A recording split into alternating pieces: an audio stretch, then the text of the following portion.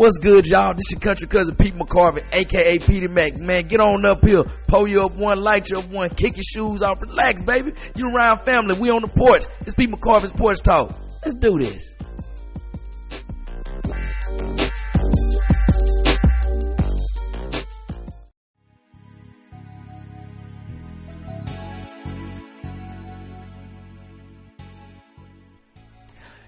Yo, what's good, family? This is your country cousin Pete McCorvey, aka Petey Mac. Welcome back to the porch, baby. Yeah, hey, you notice since the season changed, we done changed up a little bit. We got that new intro and we got this new background music going on, man. You know, I'm a southern boy, so I gotta take it back to the, old school southern music that I grew up on, that I vibe to. Everything ain't just about the West Coast. I don't want people to think I don't love where I'm from. I do love where I'm from, and I'm paying homage to where I'm from, man. So, let's jump right on into this, man. First of all, I need September to hurry up and end, man, because September just has no chill.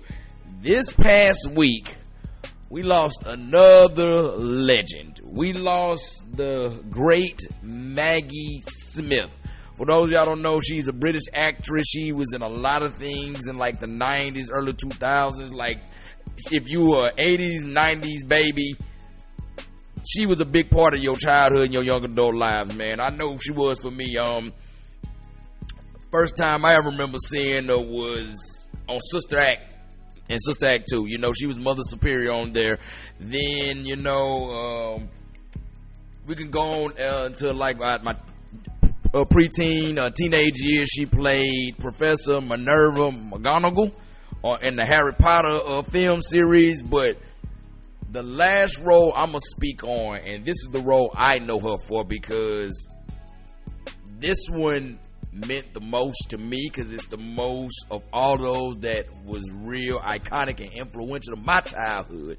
That is her as grandmother Wendy Moira Angela Darling in Steven Spielberg 1991 adventure, fantasy, family movie Hook, which is an updated version of Peter Pan, which also starred the late great Robin Williams as Peter Pan, man. So yeah, that's a big blow. That one scene that's gonna always stay with me. A lot of scenes, but I just love when she just saw about what Peter did as a corporate lawyer. Oh my, Peter, you've become a pirate.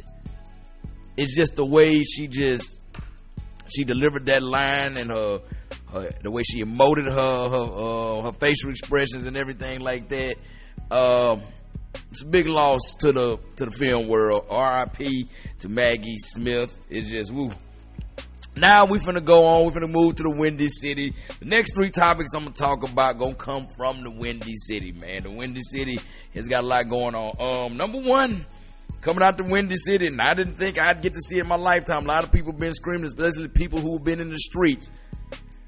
Word on the street is that Larry Hoover might be coming home.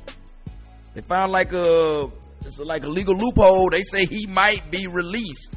So I'm not gonna go into detail of who Larry Hoover is, because I ain't trying to be like Rick Ross. He dropped his name the way he shouldn't have, and them boys are knocking on his door. But some of my listeners know who Larry Hoover is, and some could even say they might even be disciples of his. And you take with that what you want. I ain't saying no more, nothing less. But they say King Hoover, as people call him, he may be coming home. So oh boy, that's gonna be crazy, man. Like I'm just waiting to see, like, Chicago gonna be up for that. And I'm not gonna even lie, because where I'm from, he got a lot of support, quote unquote, where I'm from. All throughout the South, other states like Alabama, Georgia.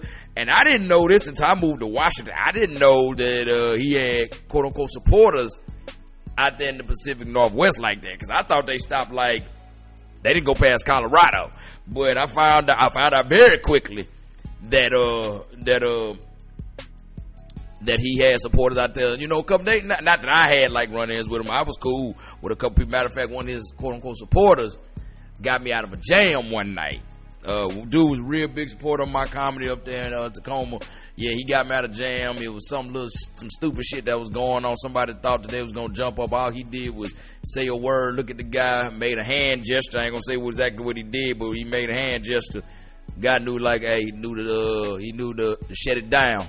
So yeah, the King probably coming home, y'all. Now we're gonna move on to basketball, WNBA.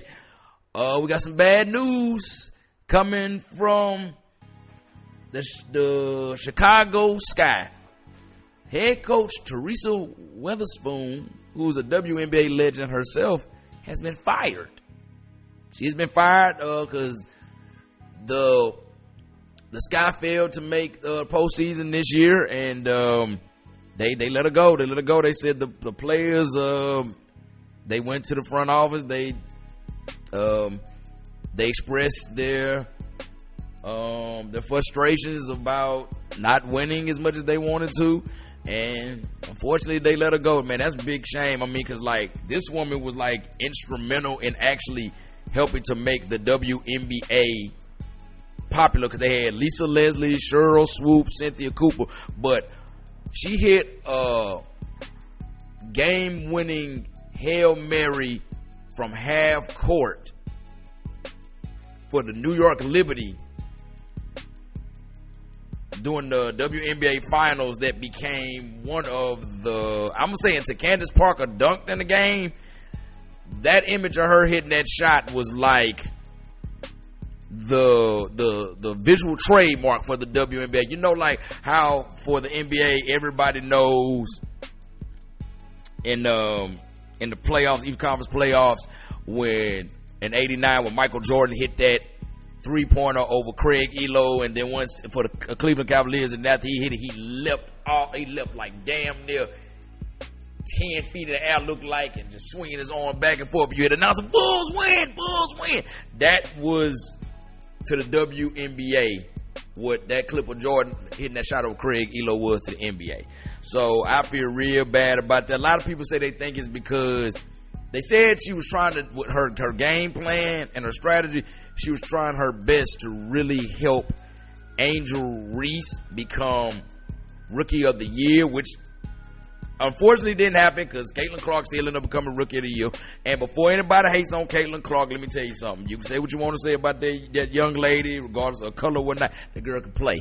That girl can play. She got a strong ass face now, but she can play. She definitely can play. Like I remember watching her at Iowa versus South Carolina in the national title game. She had 18 in the first quarter alone. So she a dog, and I'm happy for her. Congratulate her. But yeah, that's unfortunate about Teresa Weatherspoon, man. I mean, you hate to see it, man. Especially to a legend. And I know Angel Reese, she also came on some fire this week because she said if she dates a guy, because you know Angel Reese was 6'4", she said a guy got to be 6'7" and got to play in the NBA. And people are in the uproar, but I ain't trying to be funny, man. I get it 100%. I get it. I couldn't walk in. I'm 5'6". I couldn't walk nowhere with Angel Reese, man. Everybody think this, man.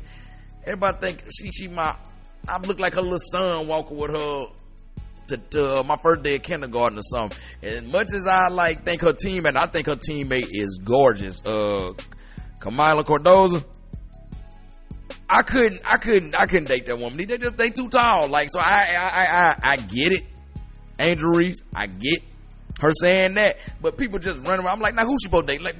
Y'all want to be with somebody like Kevin Hart? You know how awkward that shit'll look. I don't want no woman be able to have talking about she had to pick me up for the kiss. She got to bend down and kiss me. Nah, you're gonna embarrass me and stuff like that. Or we go to Walmart and I want something off the top shelf, and say for instance, I want some tricks. They put the tricks up there. She's like, ooh baby, they got the tricks up there. She reach up there and get the tricks for me in front of a whole aisle full of people. And now I'm embarrassed. No, you don't you give me them damn tricks right here while I'm on this aisle, woman. You wait till I go to the next aisle, then you hand it to me over there. Don't you grab them over here for me embarrassing me in front of all these people. And the last story that's coming out of Chicago, it's a basketball story too, but it's in the NBA. It's not dealing with the Bulls with Liz per se, but it's just this one hurt my heart. It hurts my heart, but I feel him. I mean, I feel it, but Derrick Rose has announced his retirement from the NBA. I report on this, y'all, with mixed emotions, fam. Family, I got mixed emotions about this. Why I get it, man, been playing like over a decade, well over a decade. I get it, but it's just like we couldn't really see exactly all we wanted to see of Derrick Rose because of them damn injuries, man. I swear to God, if it wasn't for them injuries, man, he was next up. He was supposed to be next up, be the next great point guard of the NBA. Like, he was supposed to be, I'm trying to think of a guard who is great. He was supposed to me, honestly, had he been healthy, Chris Paul in his prime wouldn't have been considered the top guard. It would have been Derrick Rose would have been considered the top guard. To me, he was like Penny Hardaway, just a little bit shorter. Because the man he was just a dog, man. I mean, I remember like really hearing about him and finding out who he was because one of my friends, my freshman year of college at Alcorn State University, he's from Chicago. He played a U-ball with him in Chicago. I remember he was calling him Pooh. If y'all ever go on YouTube or any other streaming service, they actually have a documentary entitled Pooh that's about Derrick Rose. Very good, very informative. Definitely to watch it. And he told me about him, so I never heard of him. And I remember he was playing in Memphis his freshman year in Memphis. And so I think I'm in his dorm room one night. And Memphis game on, and I'm just watching this man dog. This is after, I'm not gonna lie, this is after he showed me like clips on YouTube. Cause y'all gotta remember, going on YouTube in 2007 wasn't what it's like going on YouTube in today. Like, you know, you couldn't really just pull up clips like that. If you did, that was very grainy. But from what I saw, I'm like, damn, this dude is good. Then I saw him at Memphis playing a game of Memphis, and this man was just, he was different, y'all. This was before the term him was around, but he was him. And the rest of that squad at Memphis, them boys was tough, led by this coach by John Calipari. I honestly thought from watching that first game with him and the rest of his teammates, I said, oh, they got this. They gonna win. They taking it all. They taking the whole shot. But it's one thing that messed them up, and they was saying this in the media all over Sports Center, Fox Sports Nets, all the analysts and commentators kept saying this. For Memphis, it's going to come down to free throws, and that is going to be their undoing. And sure enough, it came down to free throws. Mario Chalmers, they missed one, tied it up. Mario Chalmers came back down, banged in that buzzer-beating three in regulation to tie up the game, ended up beating Memphis in overtime. I'll never forget that. That was the Final Four, 2008, my freshman year at Alcorn State. I remember that because everybody on my, if not on my floor, definitely on my hall, in my dorm, was watching the 2008 national title basketball, Division I men's basketball game. That's because I say my homeboy, him and a couple of the cats from Chicago, they made like real big fans. So we was all rooting for Memphis, y'all.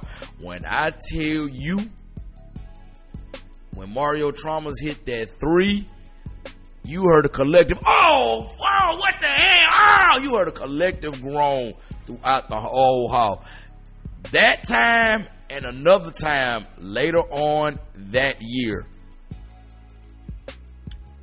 was the only two times that you heard the whole hall go like, what the fuck, hell no. And the other time that the whole hall did that, I'm going off, was when Omar got killed on the wire. Because this was the final season of Wire. Omar got killed. The whole hall, them the only two times I can remember the whole hall having the same emotion. That's when Mario Chalmers hit that shot to send the 2008 men's NCAA national title game in overtime, and when Omar got killed on the wire. But the thing that I really mad about is some injuries. I don't know what it is. It's something about Bulls guards and them injuries. Because before Derrick Rose was there, the guard that was supposed to take them was supposed to be my man Jason Williams, but they called him Jay Williams because there was so many Jason Williams flying around town from Duke University. I'm a Duke fan. I love watching him and Chris Duhon. That's when him and Chris Duhon in the back. Oh boy, you talk about, boy, them boys was nasty. Then they front slap after they stole the ball, laid it up, and they got Cameron indoor stadium. The camera crazy going wild to watch them. Woo. I used to try to do that whenever I used to play like pickup games, or when I did get in like in Pee Wee or junior high. But yeah, man, it's just something about them guards, because after that happened, when Derrick Rose got selected by the Bulls, I was like, oh, this is gonna be good, man. He back home in Chicago. He's a homegrown. This man finna act a fool. He finna do it up, man. He finna make it happen.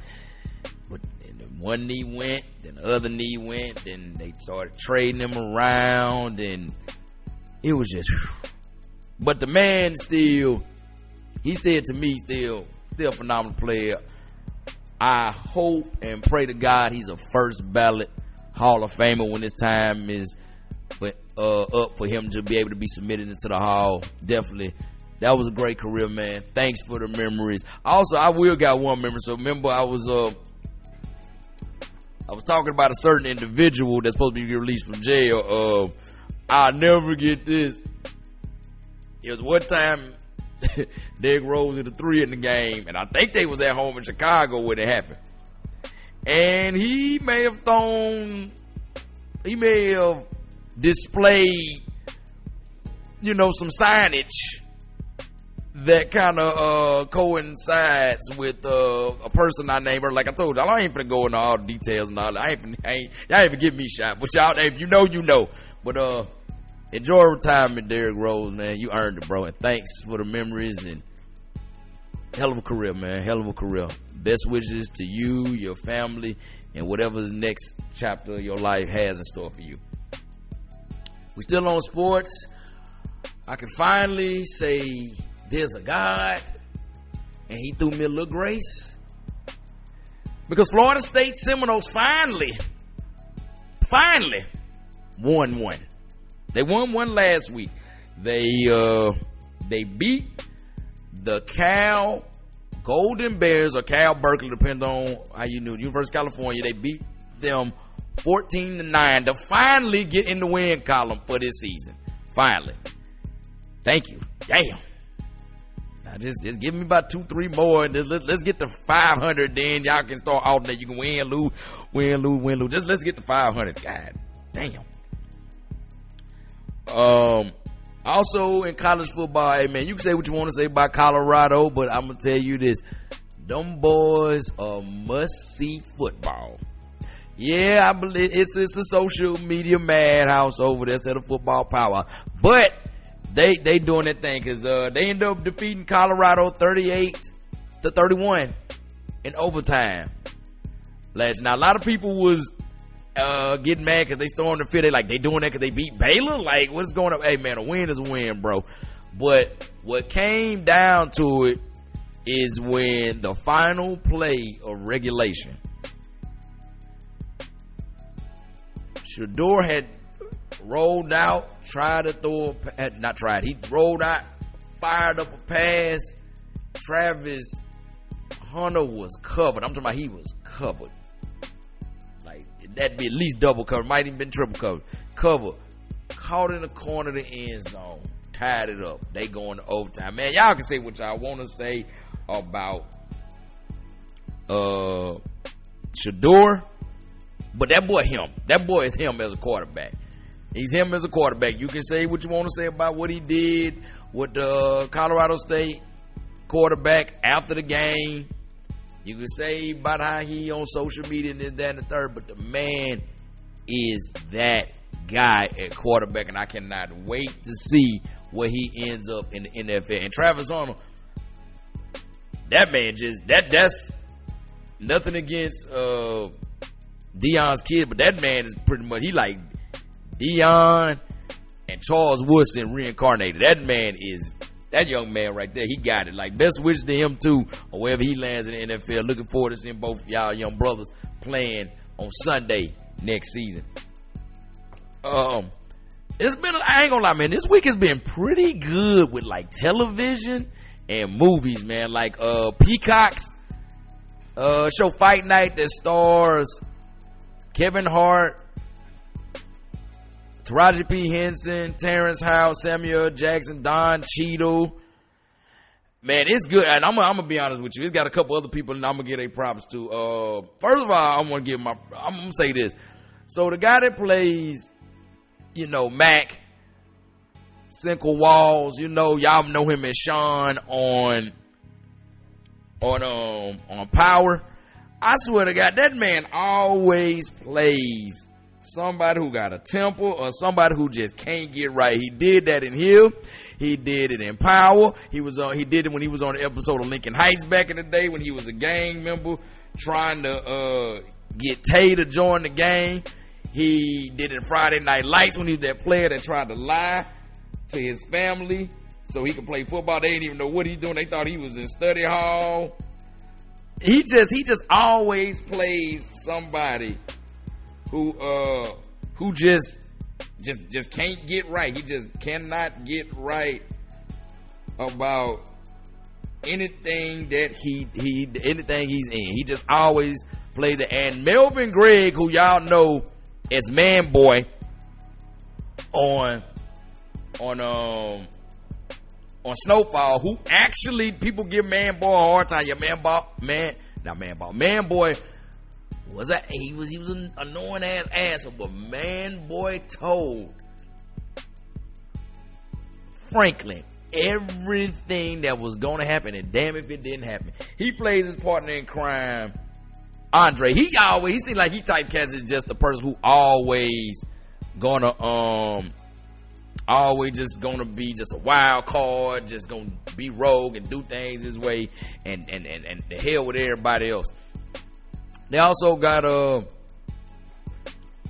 Rockman Dunbar in there, who, if y'all don't remember, y'all remember the television series Soul Food. It was the TV version of the movie. He played Kenny on there, the main character's dad. I'm just happy that he's finally something, because now he's finally in a role where he ain't gay, because for some reason Hollywood just kept having this man play a gay role, and it's just like, I don't think the man is gay. Y'all got a bunch of black gay actors, y'all get to play gay. You don't have to, you don't have to you don't have to emasculate this man. Like, there's plenty of great gay actors out there. I'm gonna be honest with y'all, one of my favorite gay actors is the guy who played Uncle Clifford. I can't think of his name right off, and there's nothing against him. One I can't think of it. Two, I think I know what it is, but I don't want to mispronounce the man's name. I love that man who played Uncle Clifford on P Valley. If it ever come back, good God, we'll get the detox by Dre for P Valley come back for season 3. And the last thing I want to say about one of the co-stars on there is the lady who played Maxine, Teresa Celeste, who y'all know from when she was on Wild 'N Out and all social media, when she was on Vine and everything, is Top Notch World. Man, I ain't gonna lie to y'all, that woman there, boy, she is gorgeous. That girl is like butter, hot and yellow. Do you hear me? Just, it's them eyes and them lips, and it's that attitude. Woo woo. I've noticed her I just noticed her like a few months ago. I was watching BET's I Have a Story to Tell, and she was in the Dear Mama episode. I ain't gonna lie, I don't watch Wild 'N Out. Nothing against Nick Cannon. I mean, it's gotta be great. It's been going all this time. I don't really tune into MTV, because all it is now is pretty much ridiculous and 16 and Pregnant. They just need to change the name of the stations from MTV to the 16 and Pregnant / Ridiculous Network. Cause that's all they play. So I never really was just that hard pressed to watch MTV. But like I said, I saw her in there and I was just like, yo, this woman is gorgeous. And yeah, man. So shout out to her and boy, that's the. So I got me another thing to add to my celebrity wife / baby mama / little year thing. And now it's Jennifer Lopez, Maya, Kelly Rowland, Carrie Hilson, and Teresa Celeste, aka Top Notch World. Five women that them mind, all my little years in my mind. If I was famous and had some money, but yeah, that was. I'm loving the storyline. I'm loving the 70s vibe. You know, somebody told me they didn't like it because they was like, well, they ain't speaking with that Atlanta slang. No, that's a new street slang. You gotta remember this is the 70s. They was fresh out of Jim Crow, them old country folks. At the time, Atlanta still was a little country, well, not a little country town, but Atlanta was considered still a southern town. It's not what we know it is as today. So that's why they was speaking like that. But like I said, I love it. Now I'm gonna tell you something. Well, I'm gonna get to that later. I ain't gonna get to it. But nah, so also I didn't talk about this last week, but also FX has a series about Aaron Hernandez's life. They're part of their new American sports story. I guess it's like to match with their American Horror Story. It's called it's the Aaron Hernandez story. I think it's pretty good thus far. Like shows how troubled he was. Like his dad was real tough on it, but his dad was probably the only positive thing he had in his life. Even though his dad was like an ex-con, he just didn't want his son to go down. His mama wasn't worth a damn. She just all out for self. His brother was kind of all out for self too. Only wanted him to go to Connecticut because if they could land Aaron, who was a way better athlete than his brother, then he would be guaranteed starting time. The person I just want to say this to Cam Newton. I would say this: you might need to sue because the person they got to play you during your freshman year in Florida. No. So Cam Newton, you might want to go talk to somebody about that. And the guy that plays Tim Tebow, I mean, you got to do what you got to do, but it just he don't have Tim Tebow's body type, a little bit too slim. But the positive that I do like about this show is the young lady playing the woman who ends up becoming his fiance. I guess it was High School Sweethearts. That's the way this TV show. Jalen Barron. Y'all know her from Shameless and the TV series version of Blind Spotting. When the movie Blind Spotting turned into a TV series, she is looking. Damn, that little young girl. That young lady is turning, but she's starting to get thick, boy. Like, cause I remember seeing her on Shameless and Blind Spot, and she was slim. She looked slim good. Now she's starting to get a little meat on her now. You know what I'm saying? She look, she's looking, yeah, she looking right. So I'm looking forward to seeing where we're gonna progress with this. Cause like I said, the young man playing Aaron Hernandez, he's capturing all his emotions and the conflict that Aaron Hernandez had within side of himself, his sexuality and all that. We're coming and seeing all of that. So I'm looking forward to seeing more of that. Now I'm gonna tell you something that did disappoint me was Netflix's miniseries on Vince McMahon. It's called Mr. McMahon. I didn't learn anything else about Vince McMahon that I didn't already know from watching all of those wrestler documentaries on Peacock. I remember they used to be on Netflix back in the day, like all them different wrestler documentaries on Peacock, and from watching his Bob Costas interview and watching his Real Sports interview and a couple other clips and things. I didn't learn anything new. It was just 6 episodes, an hour piece, so 6 hours of time of my life that I can't get back. Yep, they missed the mark on that one. They are up there with how they did this the same way. The people who did the Steve McNair thing, I saw what you were no, you know what? I'm taking that back because I saw what they were trying to do with the Steve McNair thing. This one, this looked like it was a cash grab. It's a no for me, dog. Randy Jackson from American Idol, the OG version of American Idol when it was on Fox, not this new shit on ABC. Yeah, that's a no for me, dog. Now I'm gonna end this episode with it's a new movie that just came out on Netflix yesterday. I actually found out about it like 2 weeks ago. I set a reminder and I watched it. It's a movie called Res Ball on there. Now Res Ball, it was a movie about a high school basketball team on an Indian reservation. Now, so anybody know me, y'all know I love high school basketball. It's just something about high school basketball I love.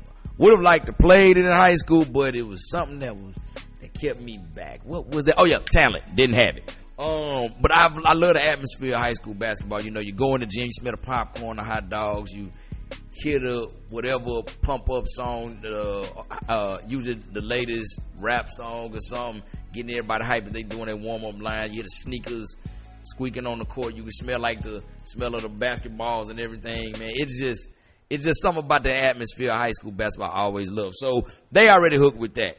And actually, a lot of people don't know this, but on those reservations, especially like reservations in like New Mexico and everything, those Native American boys take basketball very, very serious. And they're not really like that tall, because they characteristically, they're not that tall. They run and gun. Like, if you know that the way the Lakers Showtime offense was, that's pretty much how they do, because they got to make up for lack of height with speed. So I love that. The movie already had me hooked. It was high school basketball, and then we saw that it was on Indian River. I'm like, all right, let's see a fiction like it. I've seen a couple of documentaries about Res Ball. That's what they call the type of ball they played. So I was interested. Now this one, it was a lot of emotion. It dealt with a lot of trauma. It dealt with a lot of self-esteem issues, you know, teamwork, perseverance. I thought it was pretty good. IMDb gives it a 5.9 out of 10. Meanwhile, Rotten Tomatoes gave it like a 95. I'm rolling with Rotten Tomatoes. I love the movie. I'm not gonna give away no spoilers, but it dealt with a lot of issues that are very common within the Native American society, especially the Native Americans that live on the reservation. A couple of them I didn't know. I didn't know about that. Now, one I did know, that was alcoholism. I do know that Native Americans are known to be hard drinkers. Hell, I've seen it. Like, they can knock them back. So I thought it was just like a stereotype, but like, you know, they say stereotypes, you know, they come from they have some truth behind them. And they kind of showed that. And they showed, you know, they showed the team coming, not team, the community come behind the team, supporting the team and all that.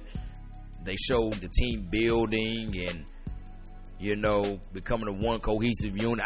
Like I said, I like the movie overall. I like the movie. One thing I like what they did. So in a lot of movies, you know, when they showing the team going on a winning spree, you know, if the budget, you can tell the budget's not that good, what they'll do is they'll take like, maybe the first game that they showed them playing, they'll take clips from that and clips from another game, and they'll intertwine them all the way through it. They putting up newspaper clippings and all that. Now the graphic, they didn't do that. They used graphics and stuff in the place or newspaper articles, and you'll see, if like you watch the movie, you'll see what they did, and I really like that. I really like the way the game sequences was shot and everything. The director, Sidney Freeland, great eye. Got a great eye. I love it. I love the way that they shot. It wasn't like stereotypical, just kind of cut this, cut that, cut this. They were showing. It was very fluid how they shot that. So I love that. I love the way it was shot. I love the dialogue. I just loved everything about the movie. Now, why? Well, I ain't gonna say everything about the movie. I love a lot about the movie. Probably 90%, 95% of the movie I like. Now, I'm gonna talk about what I didn't like about the movie. So, I understand it was a Native American based film, but we saw a little bit of their culture and heritage, but I felt like we didn't really touch on like that much, which is also could have been a positive, because the way some of these kids were talking and they acting, where they dressed, I'm gonna be honest, they sound like black kids for real. Like the way they was, the way they was enunciating some of their words and stuff. I closed my eyes. If I'd have been a blind person just hearing this movie, I was all listening to black kids, man, for real. But it's not like it was over the top. It was forced. It was like, okay, which lets you know that, everybody love black culture, man. Like, so I kind of like that. It's like, so I can't see why they did that. It was like, yeah, we are natives, but we ain't all head dresses and all this, that, and the third, and all this. So I got it, but I just would kind of like to see a little bit more of their culture to let me know that I was watching something that was Native American. Now their coach, on the other hand, now this was a big problem for me, because from what I've seen of Native American culture, they seem like they're very, very, they're very, they're very stuck on. They're not stuck on. They stick to tradition. Like, and they had the coach. This was like the woke. It looked woke-ish to me. They had their coach be a female, a woman, and not only was it a woman, she was a lesbian. And they never came out and said it was gay, but something she was doing in the movie, it's like, okay, you knew. And it was like, okay, I don't see them letting this happen.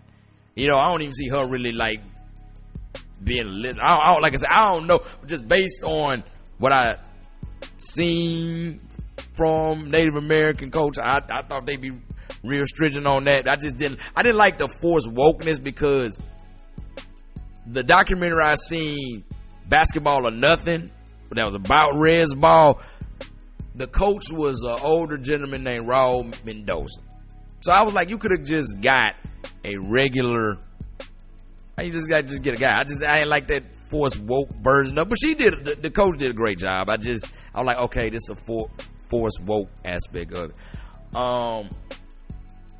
Another thing they had in there, this is a personal thing of mine. This ain't nothing against the movie. So at the part in there, it's not gonna say who it is, but somebody with the program is contacted by a lot of colleges. You hear a lot of colleges like contacting them. Now, one of the colleges that contacted this person happened to be Alabama State. Now, based on the man's name, that the cruise that called him, and the voice I heard, but it wasn't from no Alabama State, because I'm just saying his name was Tucker.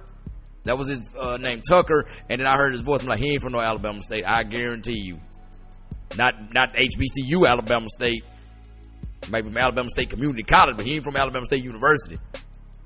So it was just like somebody just like, okay, let's look up a bunch of colleges that they could potentially make contact with, and I was like, yeah, that ain't no Alabama State. So yeah, that's a personal one for me. Now, I will say who was the highlight of the movie to me. The two commentators, the basketball commentators for the game, those guys had me in tears. And it was like, ain't no way you can say that during the game, but it's like, they kind of remind me of like how Snoop Dogg was when he was commentating for the Mike Tyson Roy Jones Jr. fight back in late 2020. I love them. They made the movie to me. They were my favorite characters in the movie. So overall, y'all, I like Red's Ball. I give it a hard 9. I mean a hard 8, soft 9 out of 10. Definitely a good movie. Definitely go check it out. That's been my time on the Porch with y'all this week, man. Great to kick it, great to talk with y'all. I was actually worried if I was gonna go to, but shoot, we gonna hit 40 minutes, man. Y'all know where to find me. Look up my name on Facebook. Contact with me. You can find me on Instagram, PETEYMAC10, or you can find me on TikTok, PeteMac89, PETYMAC89. Y'all like my reels and my TikTok, share them, follow, man. I'm trying to blow up, man. But until next week, be cool, stay calm, and get paid. Holla at y'all.